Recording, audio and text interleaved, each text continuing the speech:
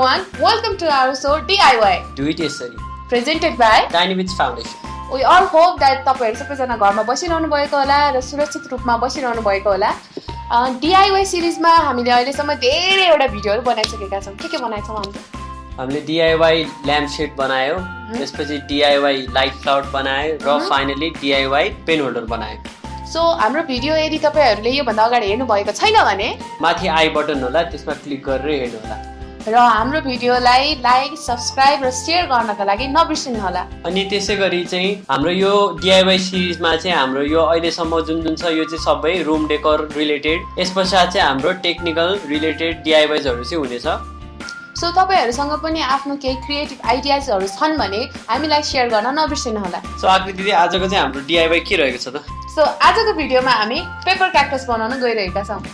त्यसको लागि हामीलाई चाहिने सामानहरु छन् Fevicol, green A4 size paper, colour brush, scissor, cactus राख्नका लागि कप।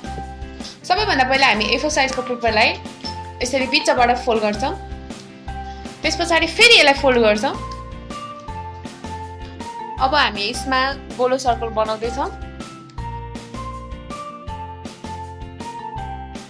आफूलाई चाहिने साइजको बनाउन सक्नुहुन्छ। हामीलाई चाहिँ एउटा क्याक्टस बनाउनको लागि यस्तो सर्कल चाहिँ 5 देखि 8 वटा सम्म हामी युज गर्न सक्छौं। त्यही हिसाबले तपाईहरु बनाउनु होला। अब हामी यसलाई काट्न गइरहेका छौं।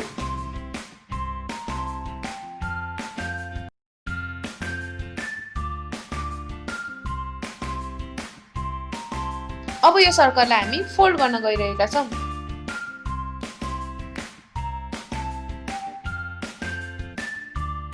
अब हामी यसलाई टास्न गइरहेका छौं। टास्नको लागि हामीले चाहिँ फेभिकोल युज गर्दै छौं। तपाईहरुले चाहिँ ग्लु स्टिक पनि युज गर्न सक्नुहुन्छ, or you can also use hot glue gun.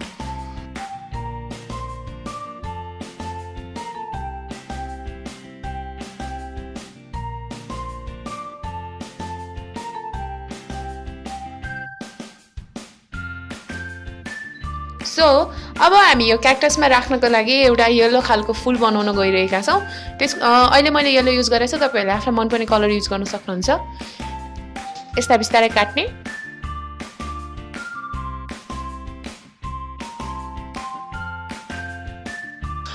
अब यसलाई बिस्तारै बेर्ने र बेरेर यसलाई चाहिँ फूलको शेप दिने।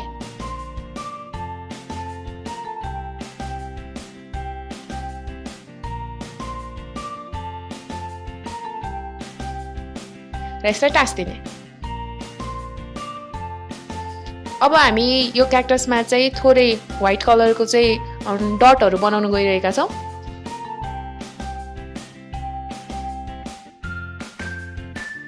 यसरी यो डट बनाइसकेपछि हाम्रो cactus is ready.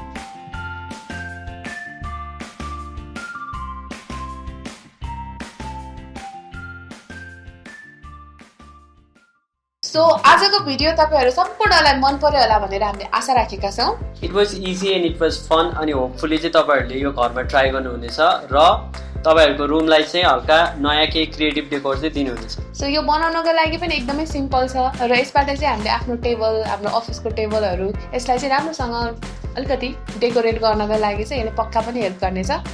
Till then राम्रोसँग स्यानिटाइजरको युज गर्नु होला, राम्रोसँग मास्क लगाउनु होला, भिडभाडमा नजानु होला र हाम्रो च्यानललाई लाइक, सब्स्क्राइब र शेयर गर्नका लागि नभुल्नु होला। अनि हाम्रो जुन पनि भिडियो तपाईहरुले हेर्नु भएको छैन र हेर्नु बाँकी छ, त्यो चाहिँ माथि आई बटनमा होला, click it and watch it. अनि त्यसैगरी कमेन्टमा चाहिँ तपाईहरुलाई के लागिरहेछ यो भिडियोको बारेमा, चाहिँ यो भिडियो कतिको हेल्पफुल भइरहेछ तपाईहरुको लागि, त्यो पनि कमेन्ट डाउन गरिदिनु होला। सो अहिलेसम्म हामीले एभ्री विक एउटा भिडियो लिएर आइरहेका छौं र यो चाहिँ अहिलेसम्मको चाहिँ हाम्रो रुम डेकोरेसनसँग रिलेटेड थियो। अबको आउने भिडियोहरु चाहिँ that will be something different. So next चाहिँ हाम्रो टेक्निकल रिलेटेड DIYजहरु हुनेछ, which will come next week. So हामीलाई सपोर्ट गर्दै गर्नु होला। Till then stay home, stay safe and keep doing DIY। Do it, yes, sir. धन्यवाद।